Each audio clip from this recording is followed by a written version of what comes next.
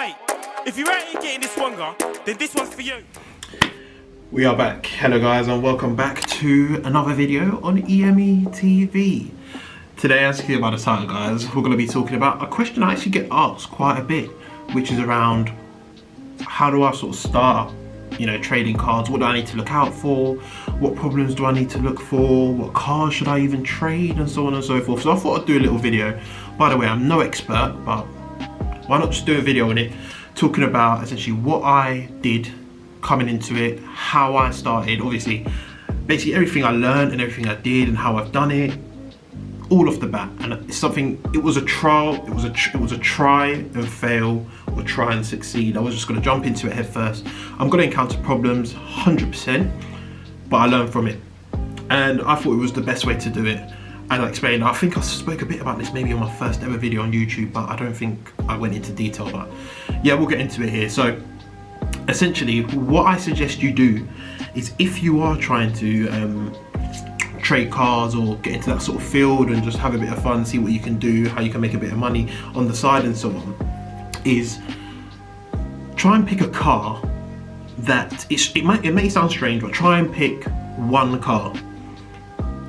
And that one car, try and master what problems you can encounter with that car, how much you can sell it for in a good condition, and how much you can probably buy it for.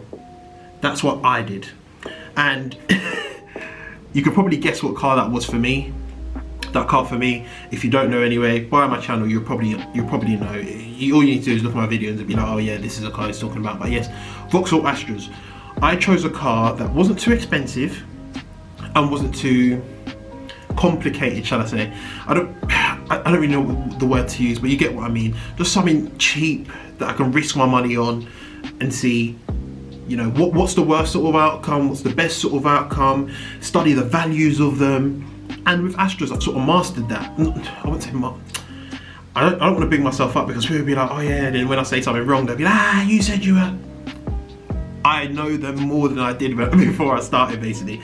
And it's a thing that I really like, trying to study one car, because as time goes on, you move. So with that one car, it's like I'm on Astras now. What am I on now? Next I'm on Focuses, next I'm on Clios, next I'm on Meganes, next I'm on Punto Evos, and you just keep going and do it like that.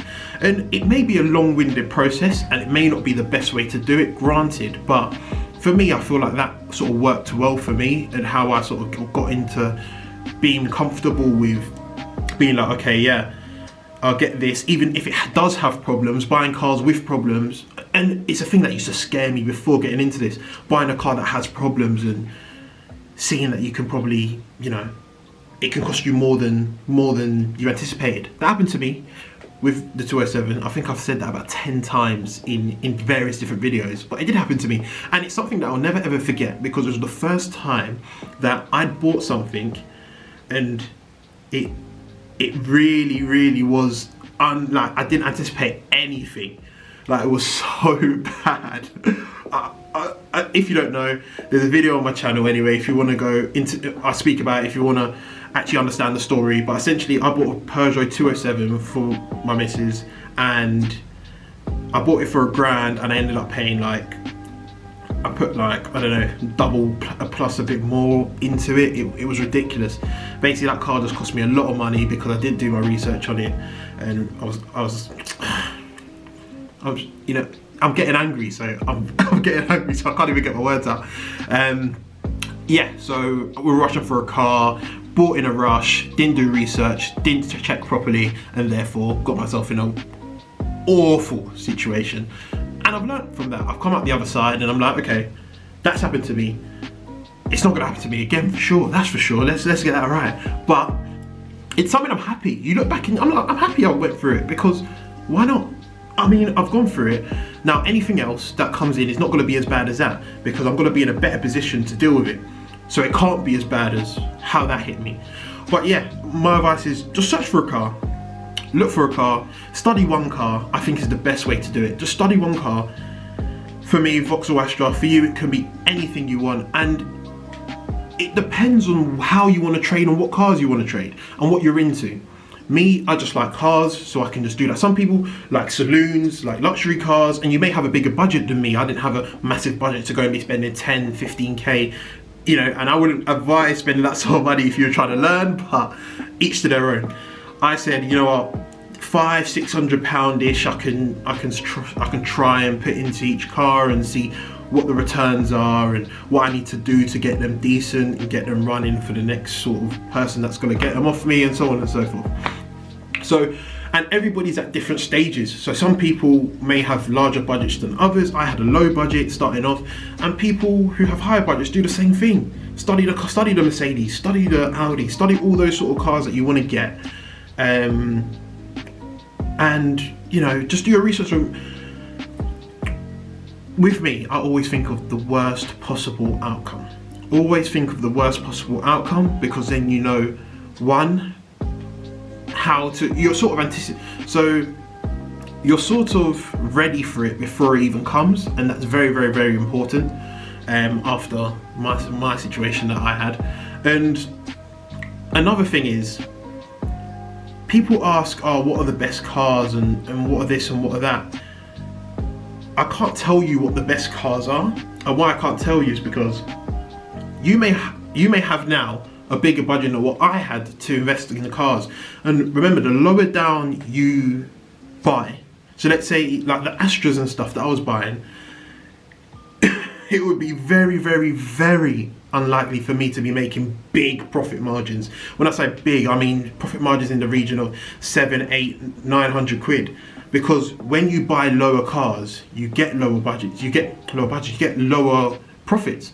So the profits that I was making were no more than about, you know, top profit on those sort of cars were probably around £500, and that was very, very, very lucky.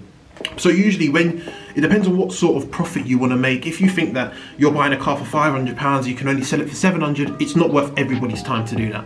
It was worth my time at the time. Well, when I started, it was worth my time because I was learning and I wanted to learn and I wanted to start low. So profit was profit at the end of the day. Even if I made 50 quid, I would be like, yeah, but I've learned what goes wrong. I learned how much I can buy them for. I learned how much I can easily sell them for, and so on and so forth.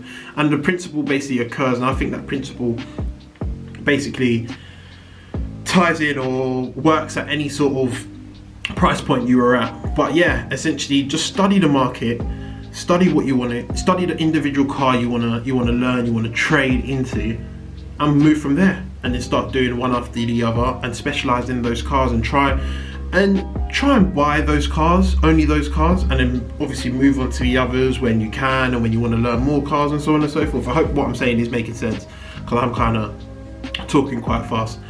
I shouldn't have spoken about that Peugeot situation, because now that's really angered me. We all make mistakes. But yeah, guys. But if you do have any questions, guys, drop me a message on Instagram. That's EME_TV. I'll be happy to answer any of your questions regarding this. I'm not an expert, but what I've learned, and if it's relevant, if it's, you know, something I know, I'll definitely just try and help you out with anything. But anyway, guys, thanks a lot for watching. Click like on the video if you like this kind of content, like me just sitting down and talking. Send me over some questions as well on Instagram. I'll be happy to answer your questions, do a little Q&A, get a couple of questions, sit down, talk them through. I like doing these talking kind of videos. I just start running on, but you might not like it. Sorry if I've bored you. I doubt any of you have got to the end anyway, but yeah, click like on the video because it helps the channel out a lot. Click that subscribe button as well, and I'll catch you on the next one. Thanks a lot for watching. Peace. Mate, if you're out here getting this wonga, then this one's for you.